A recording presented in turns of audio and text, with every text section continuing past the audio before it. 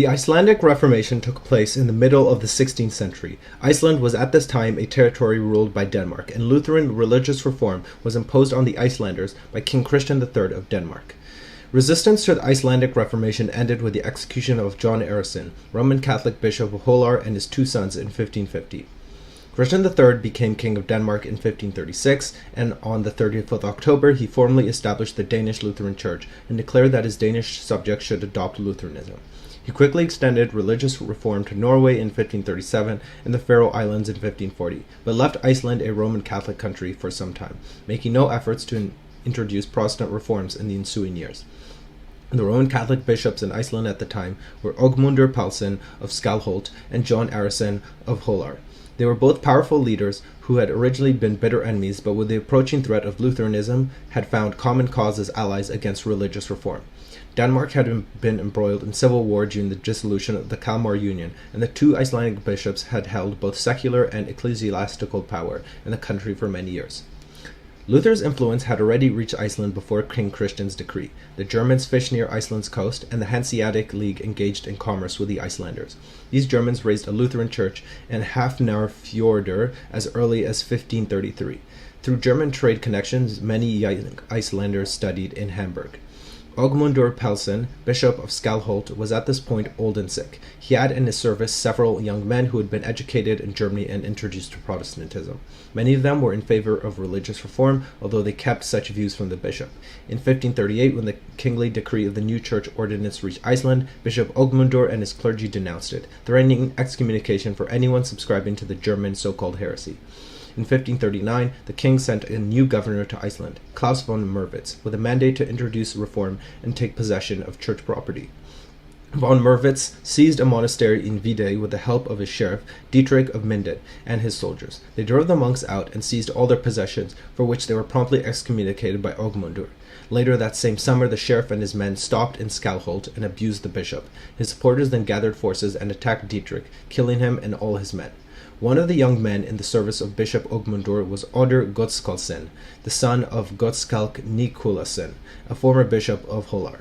Odur returned to Iceland from his studies in Germany in 1535, aged 20, and quickly began translating the New Testament into Icelandic. Odur's New Testament was printed in Roskilde in 1540 and is the oldest preserved printed work in the Icelandic language. Another of these German-educated young men was Gissur Einarsson, who was secretly in favor of religious reformation. In 1539, Bishop Ögmundur, who was almost blind now, made him his successor, and Gissur was consecrated bishop while Ögmundur still lived. The old bishop came to regret his decision when his protege's Lutheran views surfaced. However, he was at this point very old and infirm and could do little to stem Gissur's influence.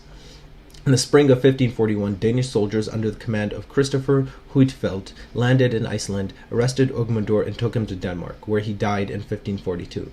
Gissur was now free to introduce Lutheran religious reforms unopposed, but he did not make the progress he had hoped. Not all Icelanders were happy with the reformers, and the See of Holar remained firmly Roman Catholic.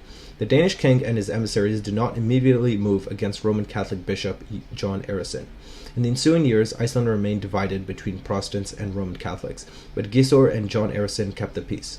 When Protestant Bishop Gissur Einarsson died, John Arason made his move. He was the last remaining Roman Catholic bishop in the Nordic countries, and he intended to reintroduce Roman Catholicism. John wrote to Skalholt to occupy it and oversee the election of a new bishop. However, the people at Skalholt were prepared for the attack, and after a 5-day siege, John was forced to give up and ride away.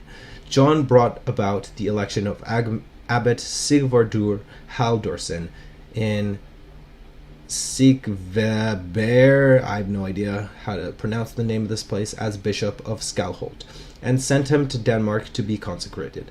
This was refused. Sigvardur died abroad in 1550 after adopting Lutheranism. Instead, Martin Einarsson, the preferred candidate of the Lutherans, was consecrated as Gissur's successor in Copenhagen. Martin returned to Iceland in 1549. John then sent his sons, Ari and Bjorn, to arrest him. They brought him to Holar, where he remained in custody throughout the following year. In the spring of 1550, John traveled to Skalholt, where he exhumed and desecrated the corpse of Bishop Gissur, denouncing him as a heretic. In the summer of 1550, John rode to the Althing, where he marshaled enough support to pass a decree that Icelanders should readopt the Roman Catholic faith. He and his sons arrested many leading Lutherans, forcing them to readopt Roman Catholicism or else flee the country. John now controlled almost all of Iceland's religious establishments except for the churches in the hands of Petur Einarsson, brother of Bishop Martin, and Daddy Gudmundsson of Snöksdalur, the bishop's brother-in-law who was loyal to the king and had been entrusted with capturing John Eirason. That autumn, John and his sons rode west to Dalur with the aim of getting Daddy under their power, either through coercion or compromise. They stopped in Saudafell for a few days, during which Daddy gathered many men and overpowered them, in a brief struggle known as the Battle of Saudafell. They were taken to Stalholt, but fears that they might be rescued by Roman Catholic Icelanders resulted in a speedy beheading for all three on the 7th of November 1550.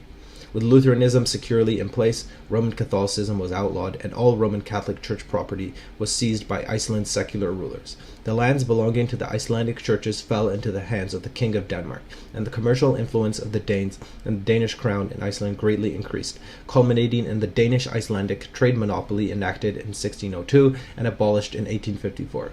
Criminal punishment became harsher and enforcement of laws stricter when a set of laws known as Storidomor passed in 1564.